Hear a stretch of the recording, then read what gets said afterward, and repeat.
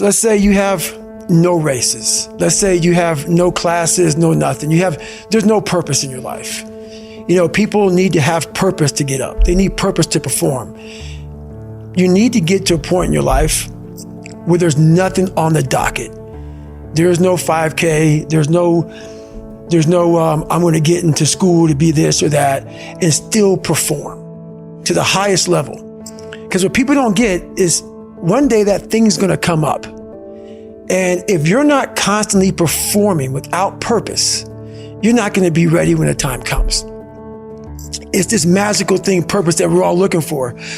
But what's funny about it all is that we need these things to perform. But we don't take a second to realize the purpose is always there. The purpose never leaves us because the very purpose is you. You are always the purpose. There may be another purpose, like being a SEAL or going to college or whatever, but the main purpose in life is you. So if you wake up in the morning and you don't want to do something, you don't care enough about yourself. And that's what you need to really research is, man, why am I not doing this for myself? Because that is the number one purpose in life, is to better oneself. So that's the only purpose I fucking need. So the reason I get up every day, even though there's no race or there's no school, there's nothing in front of me, is because I have pride in myself. Because I know every motherfucker ain't gonna do what I'm gonna do. So this is how you level up. That's how you level up. I know there's a whole bunch of people with that right there. That fires me up. That makes me fucking happy, what you just said. That brings joy to my life right there. Why? Because I know there's so many people that have the ability and just refuse to get off that couch. Refuse to study a few more hours. Refuse to go deeper, to go further. And that's where I gain the advantage. It's so easy to be great nowadays, my friend, because most people are weak. Most people don't want to go to that extra mile. Most people don't want to find that extra because it sucks. It's miserable. It's lonely. You talk about that you were kind of, lonely by yourself. I was the same way. And that used to hurt me growing up. Now I fucking thrive in that shit. That's the only place to be. A lot of people, wonder, how did you become this? How did you become so vulnerable? How are you doing a podcast now when you were this kid? You overcame things. You fought them. And now this is what happens. This is on the other side of overcoming. You become very, very powerful when you overcome yourself. All those things you once cowered from, you were afraid of, when you face them eye to eye every day, you now become a person who has a great podcast. You have to want it. You have to want to be better. And it starts off with, you have to have pride in yourself. You have to have pride in yourself.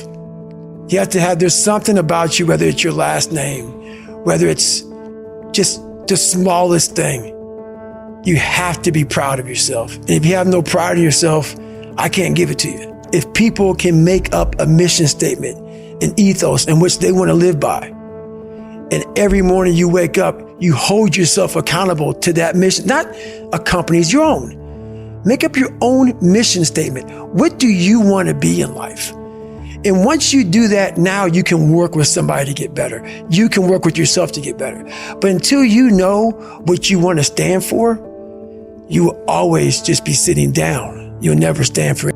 I worked myself so hard that I turned a person this up into this motherfucker right here. Not off of reading a fucking book off a theorist. Off of going to work on myself and saying, I don't know how to do this, but I know that to get over there to that side, I gotta grind myself into a fine powder.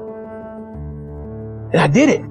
How are you gonna feel, man, when you accomplish this goal coming from that shit? Coming from the fucking hell you came from. A lot of people start from a good starting point. They have a good foundation. What if you can surpass all of these motherfuckers? What if everybody who was fucking way up here started up here, and you started with no legs. You had to grow fucking legs to even start walking, and then crawling, and then running, And then you start passing people and all this given to them. I had to use all this negative shit that was making me weak and horrible as a person. I had to use this as the power that now fueled me. I had to flip it on its head and say, hold up. This might be exactly what I need. The darkness is exactly what I need. It's how you look at your situation. Belief is something, it's not, I can't tell you, oh, believe in yourself. That's a bunch of crap. Belief came from me, was going through those hell weeks, taping those legs up, getting up early in the morning by myself, no coach, getting myself up, motivating myself every single day. When I'm out there in 240-mile runs and I don't want to be out there and I'm 90 miles into it and I have 150 miles to go and no one's there saying, come on, David, I'm forming belief. Many people form belief in many different ways. For me, this is how I do it. So when those hard times come my way, I know exactly how to get through them. When I first I self-published my book, Can't Hurt Me. No one believed in me. I believed in myself. I sold almost 5 million copies of that. Now Never Finished just case is coming out December 6th. Never Finished, I guarantee you, the audio book will probably go down as probably one of the best audio books. It sounds cocky as hell of all time. It's truly amazing what we put into that book because of how I've lived my life. A lot of people come up here and speak about motivation and pushing yourself, and they're not doing it. They're not waking up every single day. They have a canned speech they go off and they tell you about what to do, how to do it. Wake up every morning, make your bed, take a cold shower, all that crap. I'm telling you right now, you have to be that person that leads from the front. Many of you out here are in leadership positions. And many of our leaders right now are not leading from the front. They're leading from the rear, but they're telling you how to do it. They're waking up late. They're not doing what they say. So in life, it's real important to do what you say because that's where true knowledge comes from. And when I was going through Navy SEAL training, there's one thing I told myself. I wanted to quit every single day. But many dreams die while suffering. And many of us out here have suffered. And when you're suffering, I'm not talking about just physically. I'm talking about emotionally, spiritually. It could be a relationship. When you're suffering, you give up on the very things that you wanted the most. When I was going through pararescue, I wanted to be a pararescueman so bad. But that water haunted me. So when the suffering got too much, my dream died.